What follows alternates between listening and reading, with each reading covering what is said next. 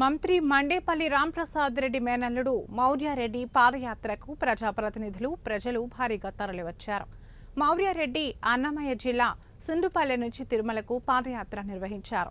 పాదయాత్ర చేయడానికి ముఖ్య కారణం కూటమి ప్రభుత్వం అధికారంలో వస్తే మంత్రి రాంప్రసాద్ రెడ్డి ఎమ్మెల్యేగా గెలిస్తే తిరుమల శ్రీ వెంకటేశ్వర స్వామిని కాలినడకతో దర్శించుకుంటానని మౌర్యారెడ్డి మొక్కుకోవడంతో పాదయాత్ర చేస్తున్నానని మౌర్యారెడ్డి తెలిపారు.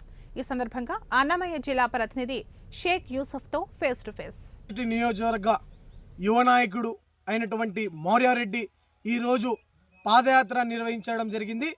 సుండుపల్లి మండలం తిమ్మాసముద్రం నుంచి నడుచుకుంటూ తిరుమల వెంకటేశ్వర స్వామిని దర్శించుకోవడం జరుగుతుంది. ఈ నేపథ్యంలో ఎందుకు పాదయాత్ర నిర్వహించారో అనే అంశంపై మనతో మాట్లాడడానికి మౌర్యారెడ్డి గారు ఉన్నారు. మౌర్యారెడ్డిని అడిగి ప్రయత్నం కూడా చేద్దాం.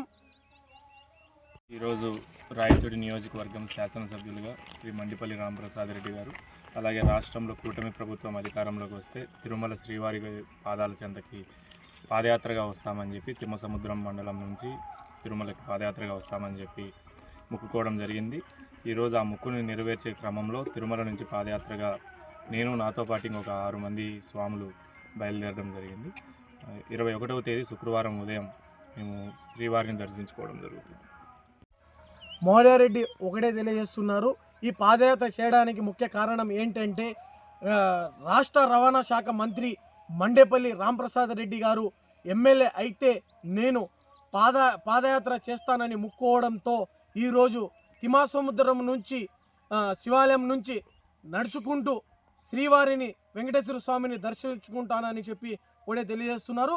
అదేవిధంగా ఎవరైతే ఈ పాదయాత్ర చేస్తున్నారో మౌర్యారెడ్డి గారు కూడా ఒకటే తెలియజేస్తున్నారు, మా ఎమ్మెల్యే అయితే నేను నడుచుకుంటూ పాదయాత్ర చేస్తానని మౌర్యారెడ్డి గారు మొక్కుకోవడంతో ఈరోజు పాదయాత్ర నిర్వహించారని మౌర్యారెడ్డి తెలియజేశారు.